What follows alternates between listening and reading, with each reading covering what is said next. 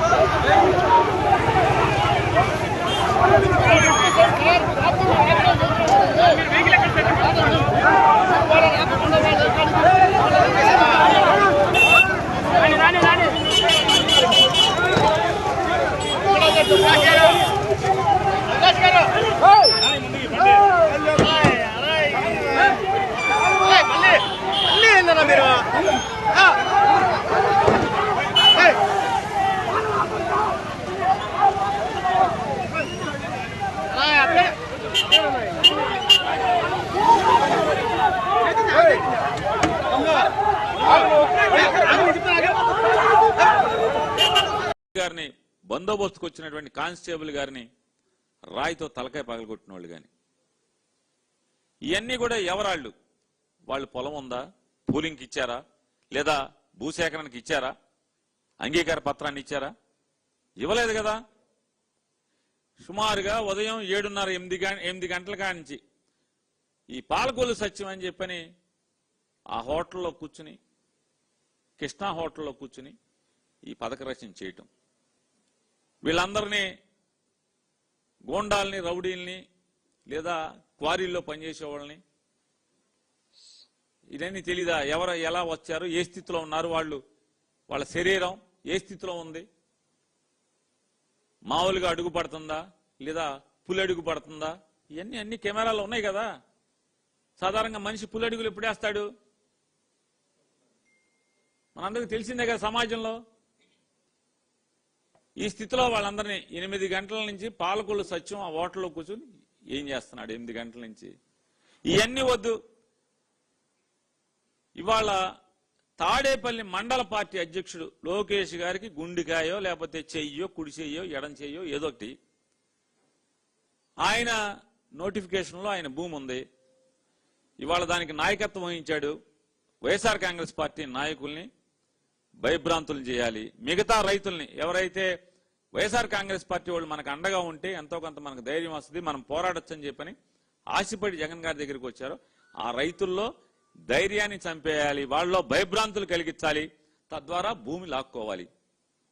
ఈ ఎత్తుగడతో చేసినటువంటి ఈ పన్నాగంలో నాయకత్వం వహించినటువంటి ఈ క్వారీ మనుషుల్ని లేకపోతే పులడుగులు వేసే వాళ్ళని, పులడుగులు మామూలుగా నడిచే వాళ్ళని పులడుగులు వేయించడానికి కావలసిన ఏర్పాట్లు చేసినటువంటి తాడేపల్లి మండల పార్టీ అధ్యక్షుడు ఎందుకు ఇంతవరకు పూలింగ్ ఇవ్వలేదు?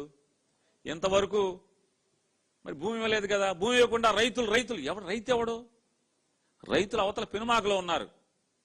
ఇందులో ఒక్క రైతు లేడు.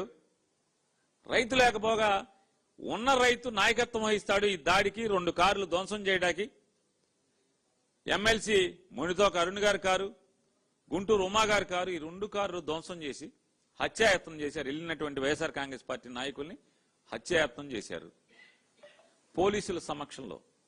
మరీ ప్రత్యేకించి ఆ ప్రాంతపు డిఎస్పీ గారు వచ్చిన దగ్గర నుంచి ఏ స్థాయిలో వాళ్ళకి ఊతం వచ్చింది, ఏ రకంగా అప్పటి వరకు పోలీసులు ఈ అరాచక శక్తుల్ని లేదా రౌడీ మోకల్ని కంట్రోల్ చేస్తుంటే ఏ రకంగా డిఎస్పీ వచ్చి దాన్ని ఇంకా ధ్వంసం రచన పురుగులకి ఎప్పటిగా చూశాడో మా కళ్ళతో మేము చూసాం, అందరూ చూశారు, అన్ని వీడియోలు సాక్ష్యం ఉన్నాయి. కానిస్టేబుల్ని రాయితో ఇసిరి కొట్టింది కూడా వీడియోలు ఉన్నాయి. ఏది ఎక్కడికి వెళ్ళవు. కాబట్టి ఇవాళ ఈ తండ్రి కొడుకులు మీరెన్ని తప్పుడు పనులు చేసినా, మీ అవినీతి, మీ దుర్మార్గాలు, లేదా అమరావతి పేరుతో మీరు చేస్తున్నటువంటి అకృత్యాలు, లేదా భూమి అవసరం లేకపోయినప్పుడు కూడా ఇవాళ ఉండవల్లి, పెనుమాక, చుట్టుపక్కల గ్రామాల రైతులందరూ కూడా చెప్తున్నారు దారికి రాజధానికి కావాలని దారి ఇచ్చేస్తామని అని చెప్తున్నారు. కానీ మిగతా భూమి ఎందుకంటే దేనికోసం భూమి? మీరు వ్యాపారం చేసుకుంటాకి, మీరు అమ్ముకుంటాకి తప్పితే దేనికి భూమి? మళ్ళీ వాళ్ళ వద్దన్నటువంటి రైతుల్ని రకంగా దుర్మార్గంగా బెదిరించి భయపెట్టి తీసుకుంటాకి అమరావతిలో జరిగేటువంటి ఏ అవినీతి కార్యక్రమాలు కానీ, ఏ అకృత్యాలు కానీ, రైతుల అగజాట్లు కానీ, వీళ్ళ దుర్మార్గమైనటువంటి కార్యక్రమాలు ఇవి కూడా ప్రపంచం వినకూడదు, చూడకూడదు అనేటువంటి తప్పుడు ఆలోచనతోనే ఇవాళ నారా లోకేష్ నాయకత్వంలో చంద్రబాబు నాయుడు గారి యొక్క పథక రచన మేరకు ఈ కార్యక్రమం జరిగింది.